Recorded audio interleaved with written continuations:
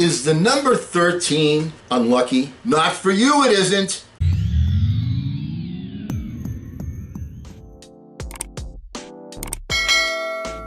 Hello again, everyone. I'm Eli's dad with Project Eli, where we educate, we lead, and we inspire.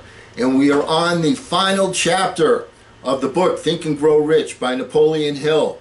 The Bible. Once again, disclaimer. This is not meant to take the place of reading the book. You must read the book. As a matter of fact, successful people read the book 10 times, 15 times. They get something new from it every time they read it.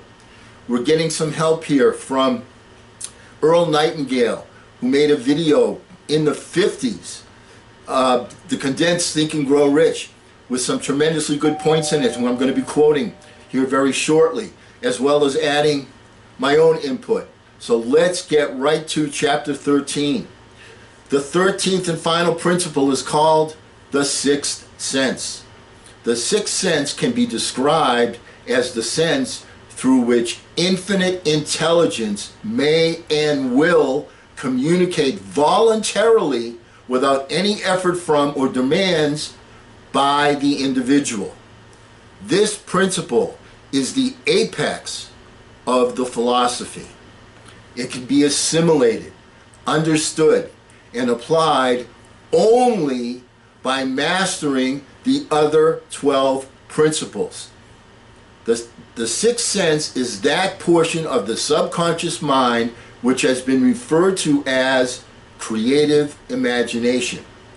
It has also been referred to as the receiving set, through which ideas, plans, and thoughts flash into the mind.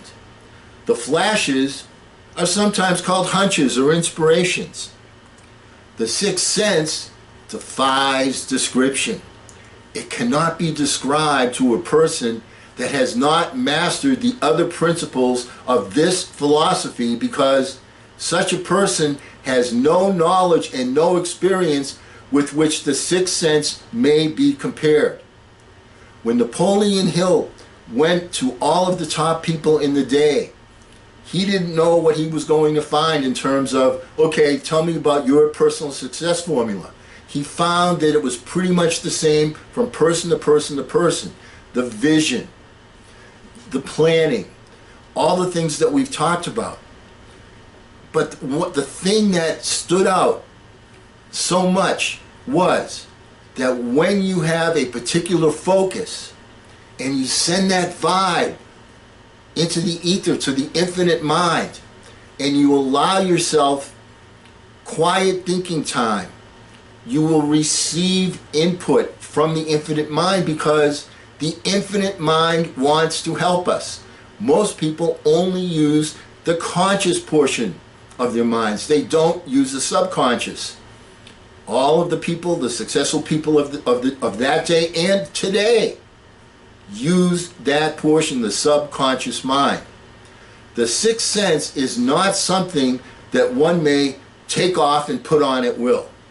Ability to use this great power comes slowly through application of all the other principles that we've outlined before. Many individuals come into a workable knowledge of the sixth sense even before the age of 40. But more often, the knowledge is not available until one is well past 50, and this for the reason that the spiritual forces with which the sixth sense is so closely related do not mature and become usable generally, except through years of meditation, self-examination, and serious thought. But begin to develop it now by applying the principles that we've talked about previously. Remember this: man can create nothing which he does not first conceive in the form of an impulse of thought. Men's thought impulses begin immediately to translate themselves into their physical equivalent, whether those thoughts are voluntary or involuntary. So make them voluntary. That will give you more tickets than the lottery. Keep fear out of your mind by concentrating on the mental picture of your goal. your greatest desire. Now, Earl Nightingale points out that Think and Grow Rich carries more endorsements by great men who knew of its truth than any other book of its kind ever written. He gives us kind of a short list. Now, some of these names are ancient history, but you'll know these names. Former President William Howard Taft. F.W. Woolworth built his fortune using these principles. President Woodrow Wilson. George Eastman of Eastman Kodak, the camera maker. Thomas Edison. Luther Burbank. Theodore Roosevelt. Henry Ford. E.M. Statler of the hotel chain. John D. Rockefeller. And the list is on and on and on and on. Clearly, the endorsements of these great individuals could not have been bought with all of the money in the world. What we've been talking about here can change your life, can bring you anything and everything worthwhile you want in life for yourself and for your family. It's not a light switch, you turn it on. It's step by step by step procedures that you take that have been outlined and blueprinted for you in these videos, as well as the book Think and Grow Rich.